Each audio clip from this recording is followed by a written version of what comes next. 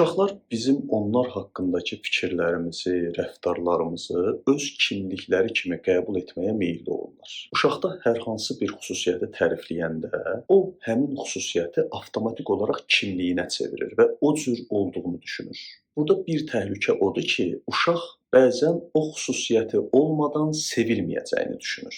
Yəni kimliyini həmin xüsusiyyətə bağlayır. Ona görə də hansı xüsusiyyəti necə təqdim etdiyimizə fikir verməliyik. Eyni şəkildə uşağı hansısa bir hərəkətinə görə danladıq, amma hərəkətin yox, xüsusiyyətin pis olduğunu dedik.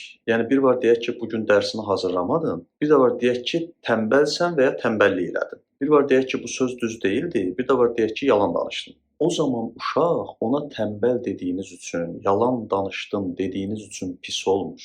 Tənbəl yaxud yalançı olduğunu düşündüyü üçün pis olur.